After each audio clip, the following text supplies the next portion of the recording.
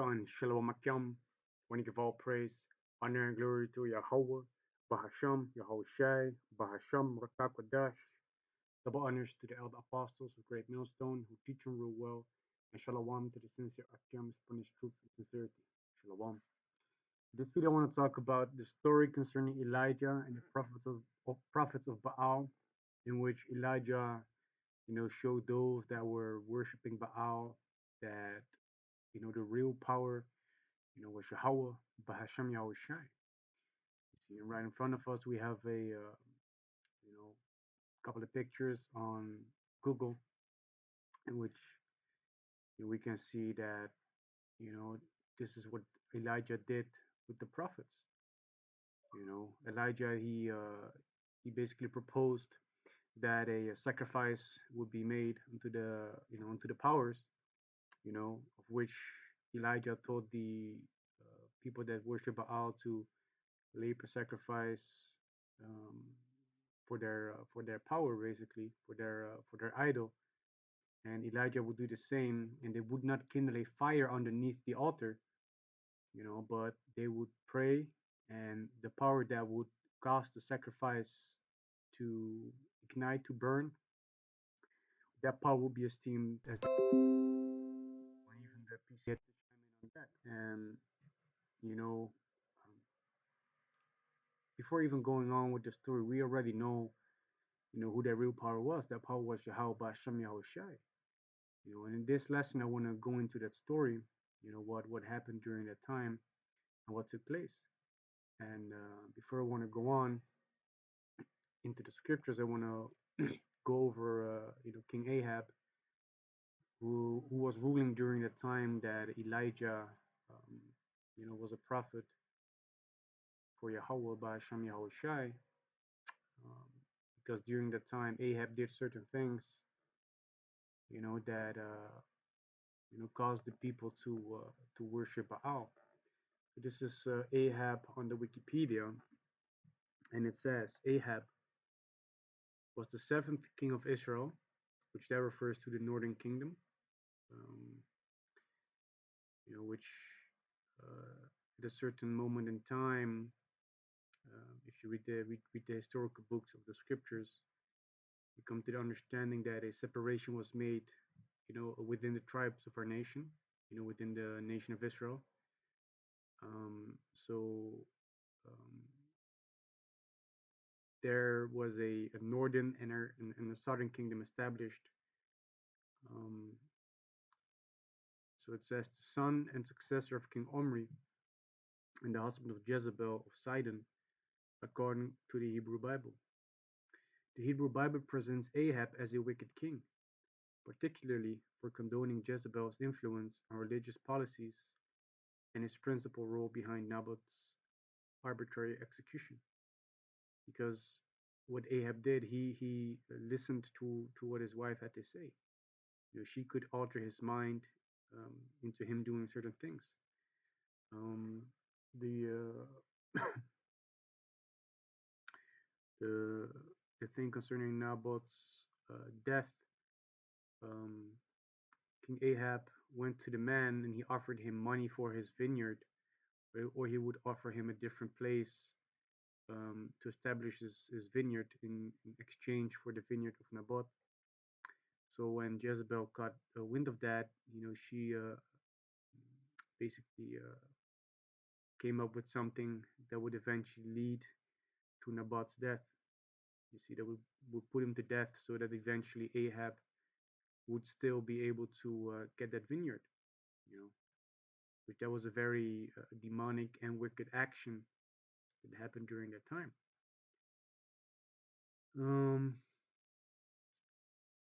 So if we go to his reign, it says King Omri, Ahab's father and founder of the short-lived Omri dynasty, seems to have been a successful military leader.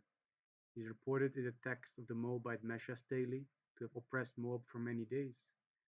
During Ahab's reign, Moab, which had been conquered by his father, remained tributary. Ahab was allied by marriage with Jehoshaphat, who was king of Judah. Only with Aram Damascus is he believed to have had strained relations, though the two kingdoms also shared an alliance for some years. Ahab married Jezebel, the daughter of King of Tyre. Um, 1 Kings chapter 16, verse 1 to 22 and 53 tells the story of Ahab and Jezebel and indicates that Jezebel was a dominant influence on Ahab, persuading him to abandon Yahawah and establish the religion of Baal in Israel, basically the worshiping of Satan. Ahab lived in Samaria, the royal capital established by Omri, and built a temple and altar to Baal there. These actions were said to have led to severe consequences for Israel, including a drought that lasted for several years and Jezebel's fanatical religious persecution of the prophets of Yahawah, which Ahab condoned.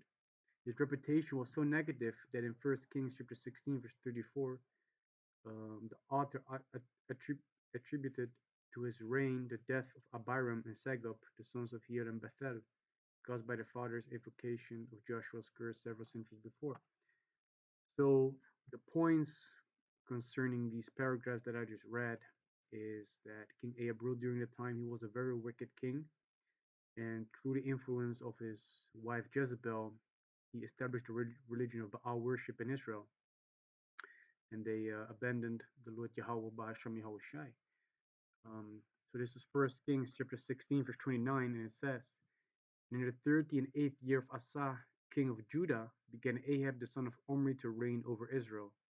And Ahab the son of Omri reigned over Israel in Samaria 20 and 2 years."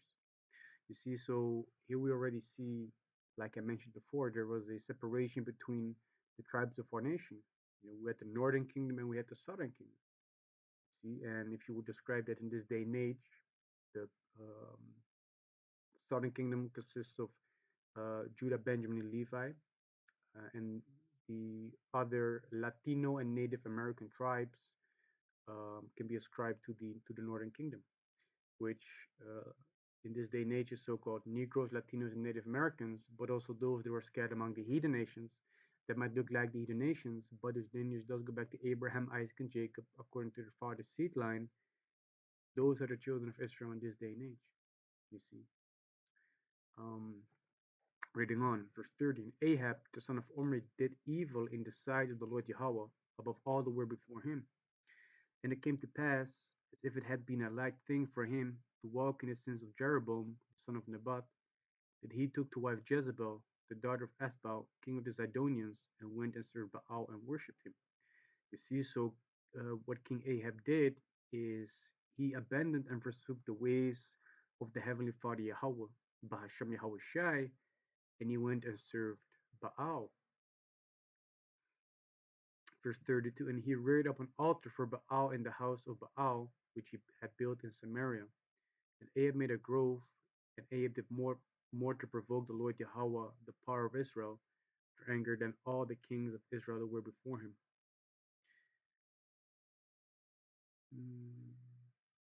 You see, so that's what King Ahab did, and we go to the instance in which Elijah, is provoking the prophets of Baal, basically contending with them, to how do you say that?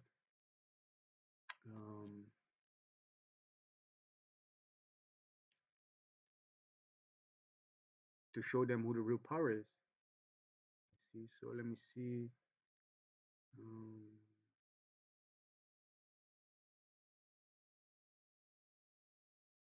Let me start at 1 Kings chapter 8, verse 1. Obadiah meets Elijah. "And it came to pass after many days that the word of the Lord Yahawah came to Elijah in the 3rd year, saying, Go, show thyself unto Ahab, and I will send rain upon the earth.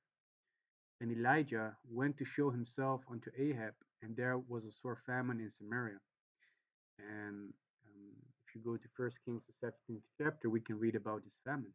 How there was a famine for a long time, in which Elijah was being fed by the brook and the ravens, and eventually he was taken care of by the widows, by a widow woman. So after a while, the Most High told Elijah to go and show himself to Ahab, and then the Most High will send rain upon the earth. by which the famine that took place back then will be over with. Verse 3, and Ahab called Obadiah, which was the governor of his house. Now Obadiah feared the Lord Yahawah greatly. For it was so, when Jezebel cut off the prophets of the Lord Yahawah, that Obadiah took 100 prophets and hid them by 50 in a cave and fed them with bread and water. You see, so this is going into the persecution that was being set up by Jezebel, to cut off the prophets of the Lord Yahawah, Bahasham Yahawashi. Verse 5, and Ahab said unto Obadiah, go into the land unto all fountains of water, and unto all brooks. Peradventure we may find grass to save the horses and mules alive, that we lose not all the beasts. So they divided the land between them to pass throughout it. Ahab went one way by himself, and Obadiah went another way by himself. And as Obadiah was in the way, behold, Elijah met him, and he knew him, and fell on his face, and said, art thou that, my lord, Elijah? And he answered him, I am. Go, tell thy Lord, behold, Elijah is here. And he said, what if I sinned, that thou wouldst deliver thy servant into the hand of Ahab to slay me? As the Lord Yahawah power liveth, there is no nation or kingdom whither my Lord hath not sent to seek thee. And when they said, he is not there, he took an oath of the kingdom and nation that they found thee not. And now thou sayest, go tell the Lord, behold, Elijah is here. So um, but they were looking for Elijah, and they were doing a great effort in finding him. They went to different nations and kingdoms to look for Elijah. Verse 12, and it shall come to pass, as soon as I am gone from thee, that the Spirit of the Lord Yahawah shall carry thee whither I know not. And so when I come and tell Ahab, and he cannot find thee, he shall slay me. But I, thy servant, fear the Lord Yahawah from my youth. Was not told my Lord what I did when Jezebel slew the prophets of the Lord Yahawah? How I hid 100 men of the Lord Yahawah's prophets by 50 in a cave, and fed them with bread and water? And now thou sayest, go tell the Lord, behold, Elijah is here, and he shall slay me? And Elijah said, as the Lord Yahawah of hosts liveth, before whom I stand, I will surely show myself unto him today. So Obadiah went to meet Ahab and told him, and Ahab went to meet Elijah. And it came to pass, when Ahab saw Elijah, that Ahab said unto him, art thou he that troubled Israel? And he answered, I have not troubled Israel, but thou and thy father's house, in that ye have forsaken the commandments of the Lord Yahawah, and thou hast followed Baalim. Now therefore send and gather to me all Israel unto Mount Carmel, and the prophets of Baal 450, and the prophets of the groves 400, which eat at Jezebel's table.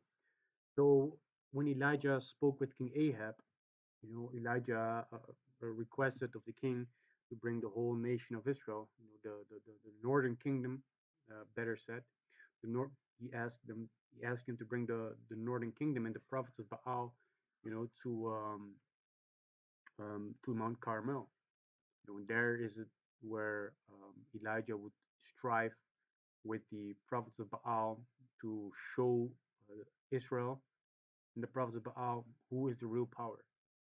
You see, so it says the Most High, or Baal, or Yahawah, or Baal on Mount Carmel. So Ahab sent unto all the children of Israel, and gathered the prophets together unto Mount Carmel. And Elijah came unto all the people and said, how long halt ye between two options? If the Lord Yahawah be the power, follow him. But if Baal, then follow him. And the people answered him not a word. So Elijah was saying, how can you try to, basically serve two masters? Who you're gonna serve? How can you doubt between who you're gonna serve? Yahawah, you're gonna serve Baal. Which one is it? If Yahawah is the real power, serve and follow Yahawah. But if Baal is the true power, follow Baal. Verse 22, then said Elijah unto the people, even I only remain a prophet of the Lord Yahawah, but Baal's prophets are 450 men. Let them therefore give us 2 bullocks, and let them choose 1 bullock for themselves, and cut it in pieces, and lay it on wood, and put no fire under, and I will dress the other bullock, and lay it on wood, and put no fire under. So what happened over here is Elijah, he proposed to take basically two cows or two cows or two bulls, and to cut them in pieces, lay them on the altar, lay them there where usually a fire is kindled, you see, but put no fire under it, you see. Don't light a fire or anything that is gonna make the meat to burn. Verse 24, call ye on the name of your gods, and I will call on the name of the Lord Yahawah. And the power that answered by fire, let him be the power. And all the people answered and said, it is well spoken.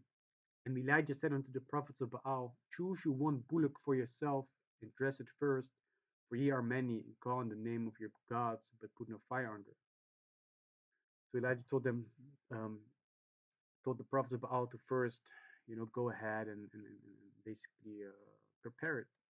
Verse 26, and they took the bullock which was given them, and they dressed it, and called on the name of Baal from morning even unto noon, saying, Baal, hear us. But there was no voice, nor any that answered, and they leaped upon the altar which was made. And it came to pass at noon that Elijah mocked them and said, cry aloud, for he is a power. Either he is talking, or he is pursuing, or he is in a journey, or peradventure he sleepeth, and must be awakened. And they cried aloud and cut themselves after their manner with knives and lancets, till the blood gushed out upon them. So this is actually something very demonic and wicked which they did, because they came to the realization like, hey, what we're doing is not working. We're calling upon the name of our God with lower cases, but nothing is happening. So they're trying to invoke the power of Baal, or better said, Satan, by cutting themselves and basically make a blood sacrifice concerning that. You know. And it came to pass when midday was past, and they prophesied unto the time of the offering of the evening sacrifice, that there was neither voice nor answer nor any that regarded. You see, and the reason that this happened is because really, as it says in Psalms chapter 69 verse 5, for all the gods of the nations are idols, but the Lord Yahawah made the heavens. This means that them worshiping Baal is them worshiping an idol, which if we go to the letter of Jeremiah or Baruch chapter 6, we know that idols can do anything, but we know that the Heavenly Father is in control of everything. He has the power to kill, make alive, to wound and heal. He has also the power to light up those altars, you see.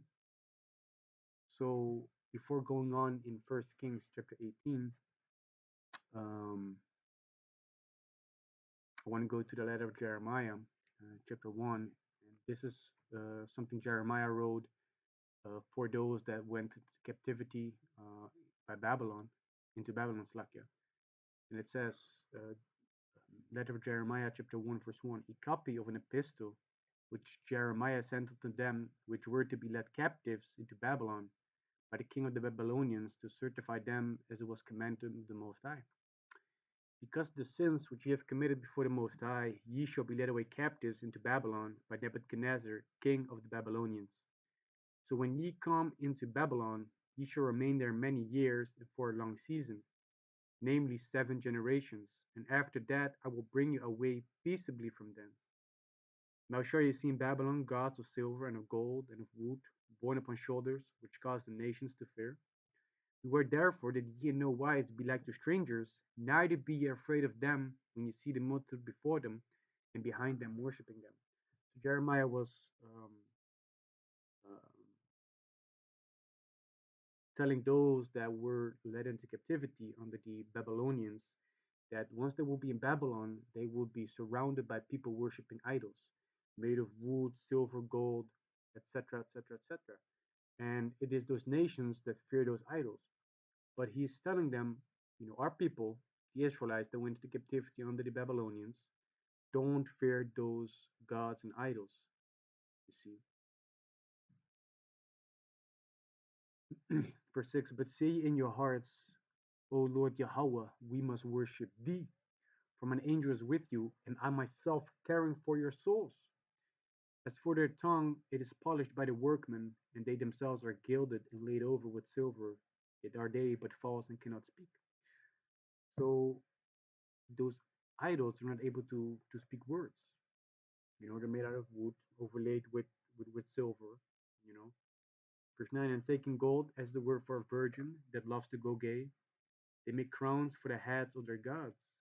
Sometimes also the priests convey from the gods gold and silver and bestow it upon themselves. So it shows you that if those people that are fearful towards those idols offer money towards those idols, the priests they basically take the money that is being given, in honoration to their idols and use it themselves. Yea, they will give thereof to the common harlots and deck them as men with garments being gods of silver and gods of gold and wood. Yet cannot these gods save themselves from rust and moth, though they be covered with purple raiment. So after a while, the gods that these nations worship, they need to be the dust need to be wiped away from them by man's hand. If it's made of a certain metal, it's gonna rust, and the rust cannot be prevented by the idols themselves. It's gonna come anyway. Verse 13, they wipe their faces because the dust of the temple, when there is much upon them. And he that cannot put to death one that offended him, holdeth a scepter as though he were a judge of the country. So that dumb, stupid statue, even though he has a knife or an axe in his hand, he cannot defend himself when someone is breaking in, into that temple. You see, so it might be the case that someone steals that idol, whereby they are known not to be gods, therefore fear them not. And in the instance of Elijah contending with the prophets of Baal, Baal was not able to defend himself in this matter. Baal was not able to light that fire to show that he was the power. You see, and if I'm going to go to First Kings, something similar happened in the book of Judges that I want to bring out as well. Um, Verse 17, for like as a vessel that men use it is nothing worth when it is broken, even so it is with their gods. When they be set up in a temple, the eyes be full of dust through the feet of them that come in. And as the doors are made sure on every side upon them that offended the king, as being committed to suffer death, even so the priests make fast their temples with doors, with locks and bars, lest their gods be spoiled with robbers. So if those idols really be gods, they're able to protect themselves, right? But the priests of those temples, they put a lock on the doors of the temples to make sure that those idols are not being stolen. Verse 19, they light them candles, yea, more than for themselves, whereof they cannot see one. Because the idols, they don't have actual eyes. They're blind. They can do nothing. They're stupid.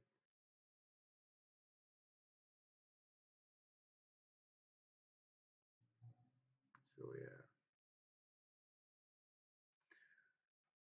So, this is Judges chapter 6, in which the Most High came to Gideon and told him to break down the altar of Baal that they were worshiping during the time. After which he was being referred to as Jerubbaal, which means let Baal contend for himself. This is Judges chapter 6, verse 25. And it came to pass the same night that the Lord Yahawah said unto him, take thy father's young bullock, even the second bullock of 7 years old, and throw down the altar of Baal that thy father hath, and cut down the grove that is by it. And build an altar unto the Lord Yahawah thy power upon the top of his rock, in the ordered place, and take the second bullock, and offer burnt sacrifice with the wood of the grove which thou shalt cut down. Then Gideon took the 10 men of his servants, and did as the Lord Yahawah had said unto him, and so it was, because he feared his father's household and the men in the city, that he could not do by day, that he did it by night.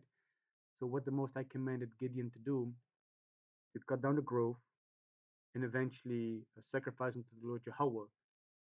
It's like a take down the grove and the altar, um, and eventually sacrifice unto the Lord Yahawah, the true power.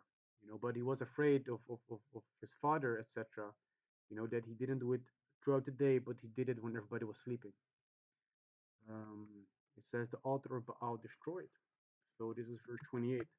And when the men of the city arose early in the morning, behold, the altar of Baal was cast down, and the grove was cut down that was by it, and the second bullock was offered upon the altar that was built. And they said one to another, who hath done this thing? And when they inquired and asked, they said, Gideon, the son of Joash, hath done this thing.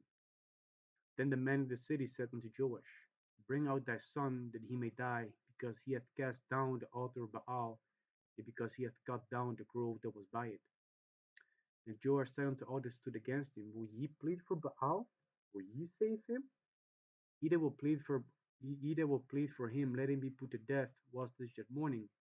If he be a bower, if he be a god, let him plead for himself, because one hath cast down his altar. So eventually they found out that someone took down the altar of Baal. They found out it was Gideon. Um, then they wanted to basically kill Gideon, but then his father, the father of Gideon, said, so y'all want to defend Baal? But if Baal really is a god, is he not able to defend himself? So let those that are trying to defend Baal, you see, because if Baal really was a god, he would be able to take down Gideon himself. You see, but in the same instance, as in First Kings, the 18th chapter, Baal was not able to do that because he holds no power because he's an idol. You see, verse 32. Therefore, on that day, he called him Jerubbaal, saying, Let Baal plead against him because he hath thrown down his altar. You see, because in both this incident in Judges, but also in the incident of First Kings, the 18th chapter, you know, these idols are not able to defend themselves and able to protect themselves.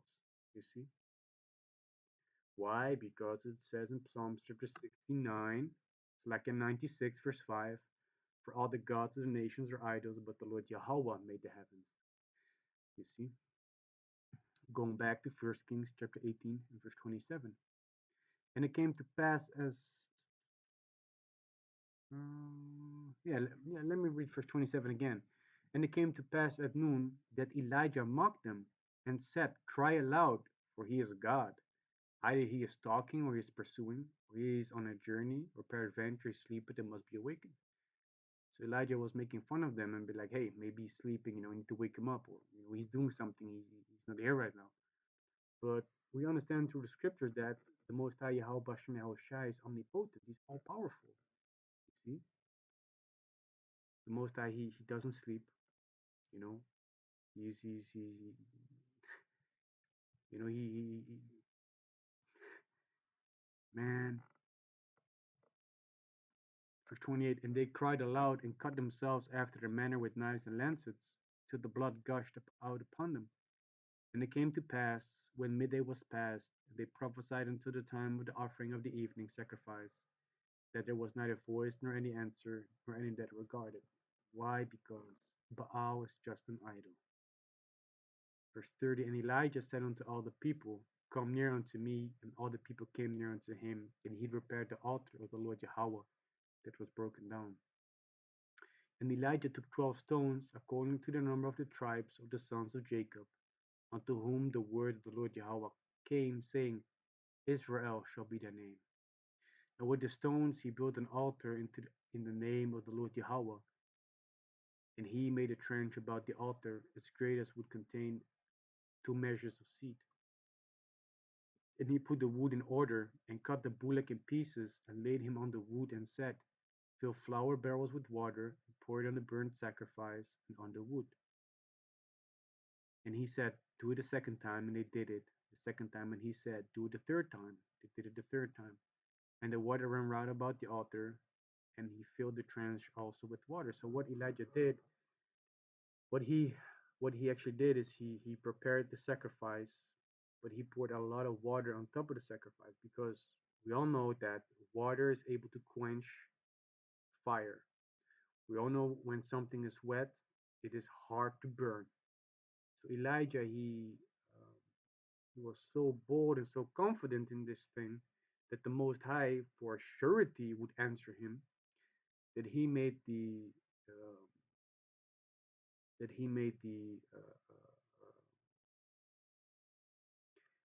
I don't want to down talk it, but the show, like the way that it happened, even more amazing. That.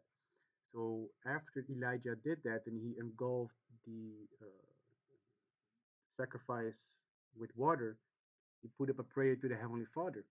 And it says, and it came to pass at the time of the offering of the evening sacrifice that Elijah the prophet came near and said, Lord Yahawah, the power of Abraham, Isaac, and of Israel, let it be known this day that thou art the power in Israel, and that I am thy servant, and that I have done all these things at thy word. Hear me, O Lord Yahawah, hear me, that this people may know that thou art the Lord Yahawah power, and that thou hast turned their heart back again. Then the fire of the Lord Yahawah fell and consumed the burnt sacrifice, and the wood, and the stones, and the dust, and licked up the water that was in the trench. And when the people saw it, they fell on their faces, and they said, the Lord Yahawah, he is the power. The Lord Yahawah, he is the power. And Elijah said unto them, take the prophets of Baal, let not one of them escape. And they took them, and Elijah brought them down to the brook Kishon and slew them there. You see, so eventually the Most High, he listened to the prayer of Elijah, and the Most High made a fire uh, uh, come down to consume that burnt sacrifice. You see, and then in the eyes of the nation of Israel and the prophets of Baal, they were able to see that it's the Most High Yahawah that is the true power. You see that Baal is just nothing but a dumb idol. And eventually Elijah, said that they should take the prophets of Baal and kill them. Verse 41, and Elijah said unto Ahab, get thee up, eat and drink, for there is sound of abundance of rain. So Ahab went up to eat and to drink, and Elijah went up to the top of Carmel. He cast himself down upon the earth, and his face between his knees, and said to his servant, go up now, look toward the sea. And he went up, and looked and said, there is nothing. And he said, go again 7 times. And it came to pass at the 7th time that he said, behold, there arised a little cloud out of the sea like a man's hand. And he said, go up, say unto Ahab, prepare thy chariot, get thee down, that the rain stop thee not. And it came to pass in the meanwhile that the heaven was black with clouds and wind, and there was a great rain, and Ahab rode and went to Jezreel. And the hand of the Lord Yahawah was on Elijah, and he girded up his loins and ran before Ahab to the entrance of Jezreel. You see, so that's what happened you know, with uh, with Elijah and the prophets of Baal. Elijah, was very confident that the Most High would show, him and the nation of Israel that he is the power of, of heaven and earth, basically. The Baal was just nothing but a dumb idol. You see, so in these pictures that you can see over here, you see Edomites, but the true skin pigmentation of the Israelites is a dark skin complexion, so-called Negroes, you know. But we know that, in this day and age, the Edomites, have taken over, and they, covered the faces of the judges thereof. You know. So Yartazah, this lesson was edifying. I want to give all praise, honor, and glory to Yahawah, Bahasham, Yahawashi, Bahasham, Rawchaa, Qadash. Double honors to the elder apostles of great Millstone who teach them real well. And shalom to the sincere Akyam, spreading truth and sincerity.